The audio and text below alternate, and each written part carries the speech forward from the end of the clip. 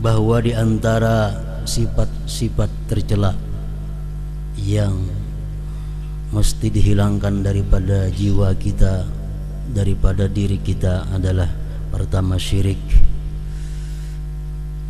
yang kedua riya, yang ketiga ujub, yang keempat takabur, yang kelima tama, yang keenam hasad, yang ketujuh aman daripada perdaya Allah Subhanahu wa taala.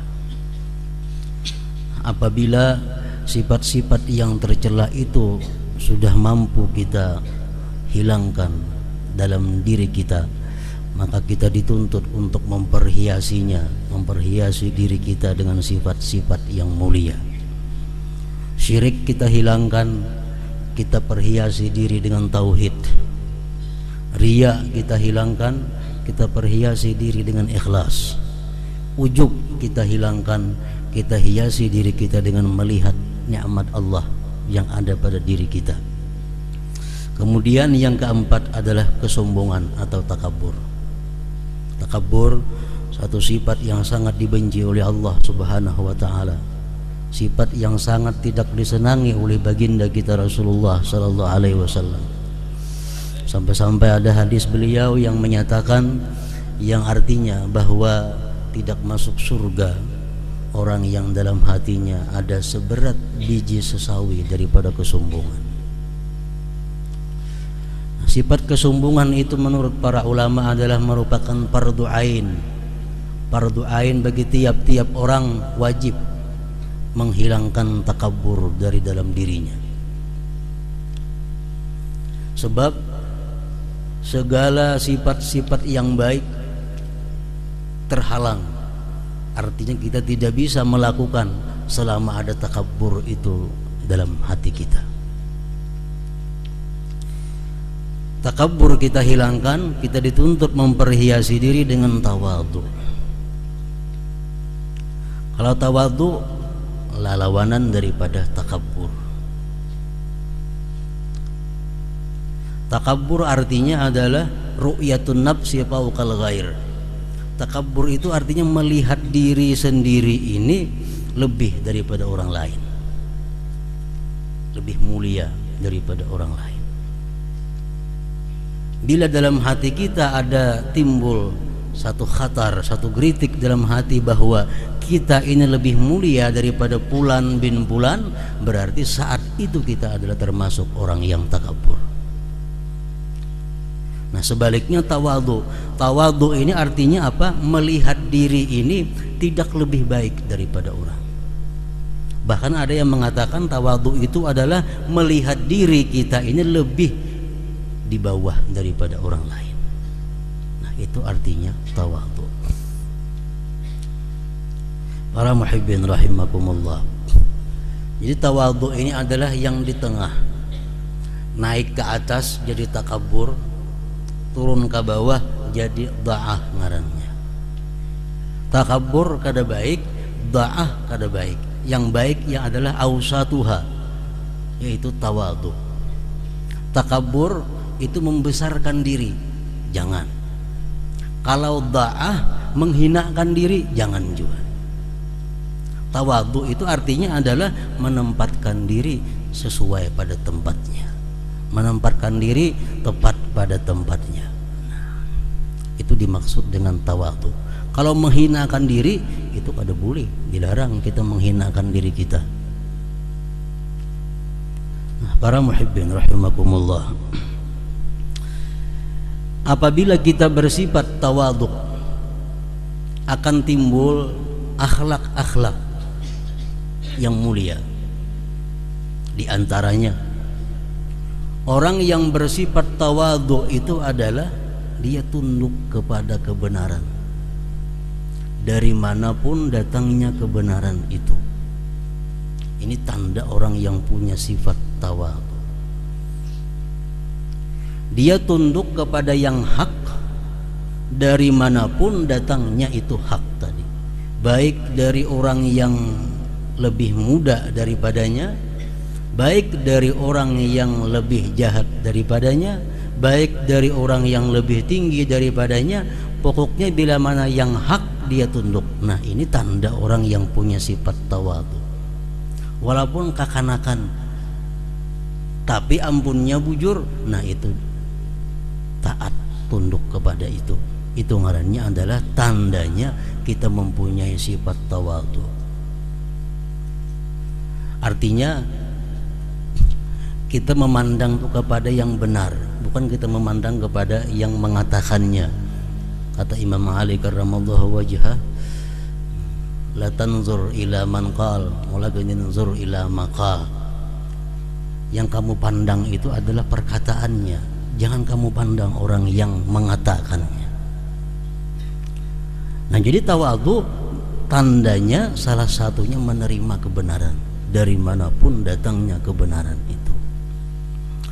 Kemudian lagi tandanya tawadhu adalah dia ridha, dia senang hati menerima satu kedudukan yang lebih rendah daripada kedudukan semestinya. Itu tandanya orang tawadhu. Dia dengan senang hati menerima satu kedudukan yang lebih rendah daripada kedudukan semestinya. Misalnya ukuran yang macam aku ini duduknya mesti di muka, diandak orang di belakang dengan senang hati. Itu ngarannya adalah orang yang tawadhu. Golongan atau orang yang macam aku ini mestinya di nomor 1 akan diandak orang nomor 10 dengan senang hati. Nah, itu ngarannya adalah tawadhu. Artinya kadang melihat diri itu mulia, kadang melihat diri itu lebih agung, lebih besar daripada orang lain. Nah, tawadhu. Para muhibbin rahimakumullah, sifat tawadhu ini kalau kita bisa menerapkan dalam hati kita, tawadhu ini adalah akhlak hati, akan timbul sifat-sifat yang baik. Dan sifat tawadhu ini mencegah kita daripada sifat-sifat munkar lainnya. Orang yang tawadhu akan mau atau terhindar daripada ghibah. Orang tuh tawadhu nya kada mau menggibah orang. Kalau kita mau menggibah seseorang, pertanda bahwa kita menunjukkan kita lebih daripada orang yang digibah. Orang yang bersifat tawadhu, dia terhindar daripada sifat iri dengki. Ada orang lain dapat nikmat, wajar ini lebih mulia daripada aku, itu orang tawadhu, maulah dengki. Nah, kalau kita sebaliknya, kita bersifat sombong, kita merasa lebih alim, kita merasa lebih mulia, ternyata ada orang lain yang dapat nikmat Allah, nah ini bisa membahayakan. Oh, kenapa ini dapat nikmat, maka alimku, maka tatuha aku. Ini karena merasa besar berdahulu bandak. Nah, jakanya andaknya berdahulu tawadhu, kada akan ada iri dengki. Banyak sifat-sifat kebaikan yang didapat kalau kita mampu menerapkan tawadhu ini.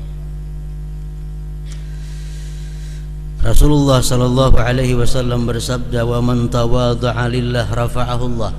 Barang siapa bersifat tawadhu karena Allah, dia akan ditinggikan oleh Allah, dia akan dimuliakan oleh Allah, baik di dunia maupun di akhirat. Tapi asal dia tawadhu itu lillah. Wa man tawadha'a lillah, siapa-siapa yang tawadhu karena Allah. Kalau orang hormat kepada pimpinan, tunduk kepada pimpinan, tapi kada karena Allah, ini menjilat ngarannya. Itu kada termasuk tawadhu. Kalau pimpinan batis diciumnya dari persaking hormatnya lawan pimpinan nih, tapi dia bukan karena Allah, itu tamalluk ngarannya, menjilat. Itu ada nilainya di sisi Allah. Yang bernilai itu orang yang tawadhu lillah, karena Allah. Rasulullah lagi mengatakan tuba lil mutawadhi'in fid dunya hum ashabul manabir yaumal qiyamah. Beruntung orang-orang yang tawadhu di dalam dunia, dia akan punya mimbar nanti di akhirat. Artinya apa? Di akhirat dia punya kedudukan yang tinggi. Fatawadhu yarhamkumullah, maka tawadhu'lah kamu, Allah kasih sayang kepada kalian. Para muhibbin rahimakumullah. Berkata sebahagian hukama, ada 3 sesuatu yang dicintai Allah, dan Allah lebih cinta kalau yang 3 sesuatu ini dilakukan oleh 3 macam manusia. Allah cinta kepada tawadhu, dan Allah lebih cinta lagi kalau yang tawadhu ini adalah agniya, orang-orang yang kaya. Allah cinta kepada tawadhu, tapi kalau yang tawadhu ini orangnya orang kaya, Allah lebih cinta lagi. Yang kedua, ala ibadah. Allah cinta kepada ibadah, dan Allah lebih cinta kepada ibadah itu kalau ibadah dilakukan oleh oleh para pemuda. Kalau ada orang muda ahli ibadah, Allah sangat cinta ketimbang orang tua yang ahli ibadah. Yang ketiga, Allah mencintai qanaah, dan Allah lebih cinta apabila yang qanaah itu orang-orang yang miskin. Orangnya miskin, kada berduit, tapi inya qanaah. Nah, ini sangat dicintai oleh Allah Subhanahu wa ta'ala.